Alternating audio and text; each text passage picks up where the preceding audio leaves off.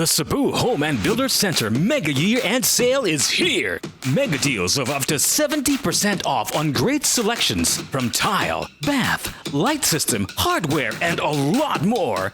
Hurry! Grab this chance to avail of our mega discount of the year. Visit Cebu Home and Builder Center branches from November 15 to December 15 in Banilad, Mactan, Consolacion, Enbacaso, and Minglanilla. Special thanks to our brand partners, Alaplana, Argenta, Baldoser, Duragres, El Molino, Fino, Fino Royal, Lux, Mulia, Sasuko, Studio, Taisera, Cool, Malcolux, Kendo, and Cool PPR. For detailed fair trade permit number R7CEB441 series of 2020. Good evening. It's Friday, November 20, 2020 here in Cebu City. I'm Cherry Ann Lim, and here's all you need to know in Newsbits tonight.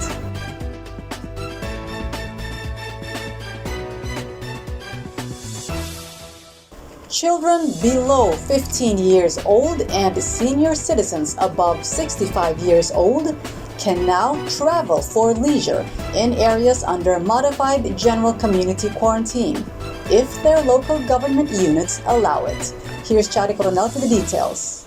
The Interagency Task Force relaxed the age restrictions in tourism in areas under modified general community quarantine. Children below 15 years old and those over 65 years old can now travel for leisure.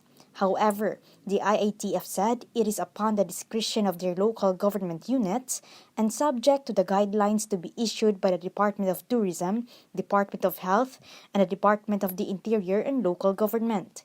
Cebu City reopened its tourism on September at 50% capacity.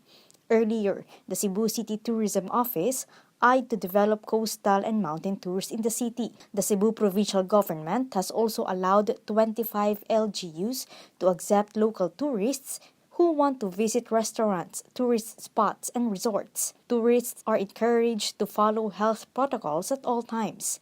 Meanwhile, the IATF also instructed LGUs to relax entry protocols, such as the test upon arrival requirements imposed upon airline crew layovers due to emergency situations. Airline crew members are also allowed to temporarily stay in accommodation establishments under a bubble concept supervised by the LGUs. Chari Coronel, Newsbits Tonight. 19 traditional jeepneys are now back on the streets of Cebu City after the units passed inspection and the drivers passed the COVID-19 test. Here's Kenneth Torres for the details. 19 traditional jeepney units has resumed operation after they received a go signal from the Cebu City Jeepney Task Force. Cebu City Councilor James Cuenco said of the 61 jeepneys, only 28 units passed the roadworthiness test and safety protocol against COVID-19. Of the 28, only 19 were given permits by the Jeepney Task Force. These units have routes Guadalupe Carbon and Lahog Carbon. Cuenco also said that 10 of the 291 drivers who took the swab test tested positive for COVID-19. They are now isolated at the city's quarantine facilities. The city's Emergency Operations Center is now tracing their close contacts. Those who fail in the inspection can have their units re-inspected on November 27. The Land Transportation Franchising Regulatory Board allowed the operation of 1,720 TPUJs in Cebu City to operate in 18 routes. Kenneth Torres, Newsbits Tonight. More stories in Newsbits Tonight after this short break.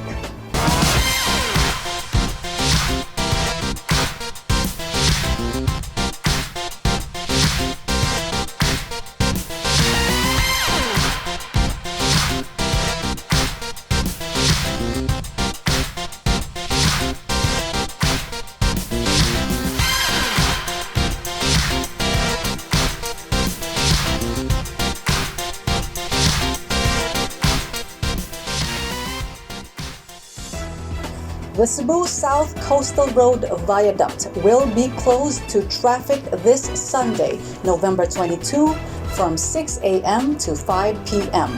Motorists are advised to take alternative routes.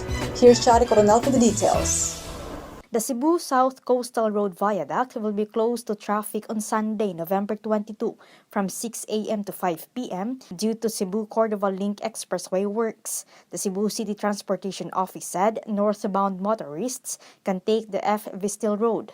Motorists going south can take Osmeña Boulevard to Natalio Bacaso Avenue. CCLEC said the construction of the third bridge is now at 61%.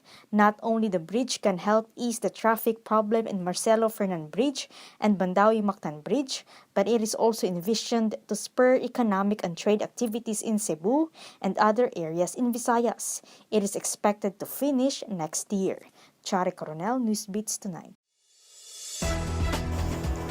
Beneficiaries of the Social Amelioration Program who did not receive their cash aid during the first and second tranches can still receive their assistance under the Bayanihan II law. Here's Kenneth Torres for the details.